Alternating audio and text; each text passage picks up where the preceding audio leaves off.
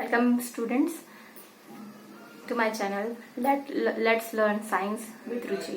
आज की क्लास हम 9th क्लास का चैप्टर 1 करने जा रहे हैं, मैटर्स इन आवर सराउंडिंग। तो सबसे पहले मुझे ये बताइए, मैटर से आप क्या समझते हो? जो भी चीजें हमारे आसपास हैं, चाहे वो एयर हो, चाहे वाटर हो, चाहे रॉक्स हो, माउंटेन्स हो, प्लांट्स हो, वो किसी न किसी प्रकार की एक मैटर पदार्थ से मिलके बने, और वही क्या है, उसी को हम मैटर बोल रहे हैं। हमारा शरीर भी 5 प्रकार की चीजों से मिलके बना है, ऐसा कि आयुर्वेद ने कहा है। Air, water, fire, sky and earth. जल, वायु, पृथ्वी, अग्नि, आकाश, इन 5 तत्वों से मिलके हमारा शरीर बना है। तो ये जो पदार्थ है, ये इसकी क्या प्रकृति है, इसका नेचर क्या है, कैसा होता है ये, तो इसी चीज के बारे में हम आज इस चैप्टर में आज हम पढ़ेंगे। तो बच्चों, मैटर जो है, मैटर छोटे छोटे स्मॉल पार्टिकल से मिलके बना होता है। किस चीज से मिलके बना होता है? छोटे छोटे स्मॉल पार्टिकल से मिलके। अब बहुत सारे साइंटिस्टों का ये कहना है कि ये जो मैटर में जितने भी पार्टिकल्स होते हैं वो एक दूसरे से एकदम चिपके रहते हैं, और बहुत सारे लोगों का ये कहना है कि नहीं, इनके बीच में स्पेस भी होता है और ये फ्रीली मूव भी करते हैं। तो इन दोनों चीज के ऊपर डिबेट चल रहा है। तो बच्चों, इसी चीज को समझने के लिए हम यहाँ पे एक छोटा सा एक्सपेरिमेंट करेंगे। ये देखिए, मैंने यहाँ पे कलर्ड वाटर लिया है क्योंकि मेरे पास पोटेशियम परमैंगनेट घर पे है नहीं और वो इजीली अवेलेबल भी नहीं होता है। तो ये कलर्ड वाटर है और ये प्लेन वाटर है। जब मैं इस कलर्ड वाटर को इस प्लेन वाटर में डालूंगी तो देखो क्या होता है।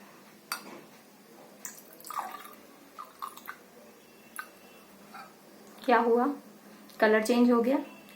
अब इसी प्रोसेस को आपको किसी दूसरे वाटर के साथ रिपीट करना है। ये जो वाटर है, इसमें से थोड़ा सा पानी अब हम किसी दूसरे पानी में मिलाएंगे तो उसका भी कलर चेंज होगा। इसका मतलब ये हुआ कि जो पार्टिकल्स हैं वो इतने ज्यादा छोटे हैं कि हम कल्पना भी नहीं कर सकते, इतने छोटे हैं पार्टिकल्स, इतने छोटे हैं। हम पाउडर फॉर्म तो शायद फिर भी बहुत ज्यादा बड़ा साइज पार्टिकल हो गया, उससे भी बहुत छोटे, जिनको ना हम देख सकते हैं, ना जिनको हम कल्पना भी नहीं कर सकते, इतने छोटे पार्टिकल्स होते हैं। अब ये बताओ, अभी जो हमने एक्सपेरिमेंट किया, अब इसमें आपने देखा कि जो रेड कलर है वो किस प्रकार से दोनों में देखिए अंतर, देखिए दोनों में, देखिए कलर में अंतर कितना है, डिफरेंस दिखाई दे रहा है। मतलब पार्टिकल्स की जो क्वांटिटी है इसमें कम है, इसमें ज्यादा है, इसलिए ये डार्क कलर ज्यादा डार्क रेड दिख रहा है, जबकि ये कैसा दिख रहा है? Light red.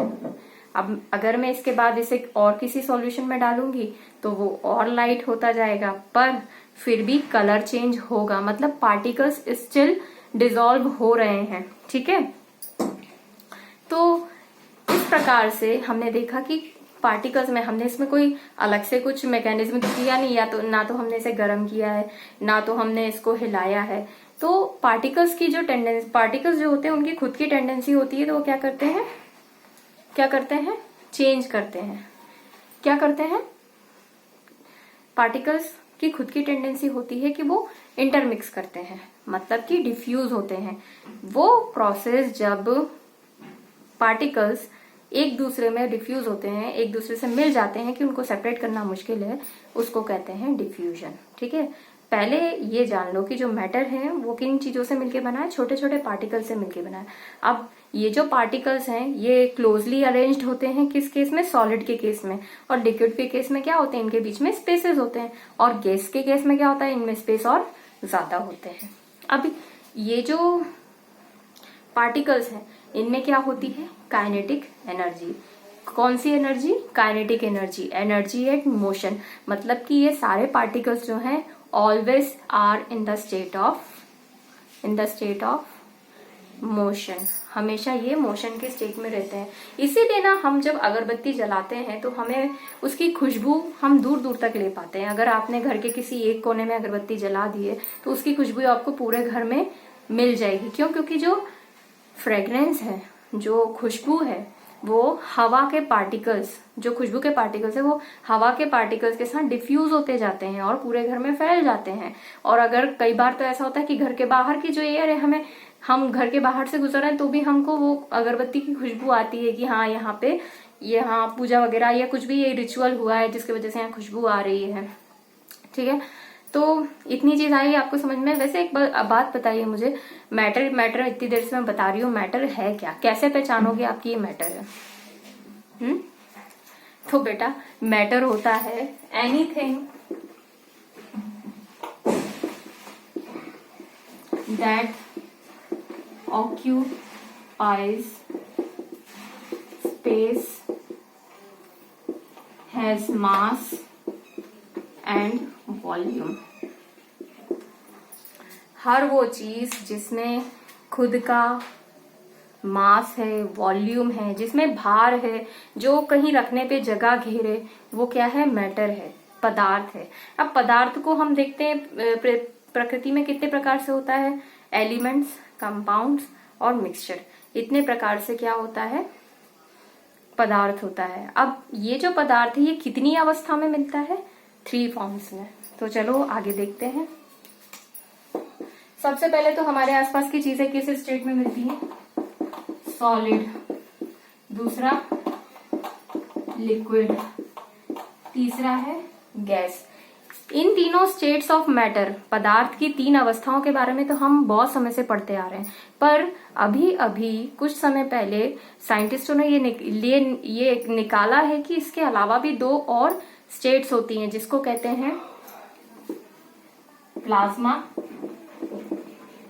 ये 4th स्टेट है, ठीक है, और 5वीं है बोस आइंस्टाइन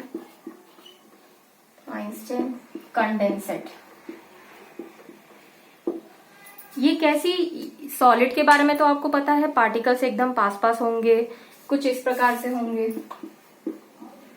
इंटरसोल्युलर स्पेस, इनके बीच में स्पेसेस एकदम कम, ना के बराबर, बहुत रिजिड, ठोस होते हैं।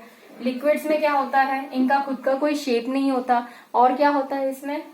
पार्टिकल्स दूर दूर होते हैं, इंटरसेल्युलर स्पेस ज्यादा होता है। गैस में क्या होता है? पार्टिकल्स और ज्यादा दूर दूर होते हैं, इंटरसेल्युलर स्पेस ढेर सारा होता है। इंटरसेल्युलर स्पेस कैसा होता है? ढेर सारा होता है। अब प्लाज्मा और बोस आइंस्टाइन कांस्टेंट क्या है? देखो क्या होता है, जब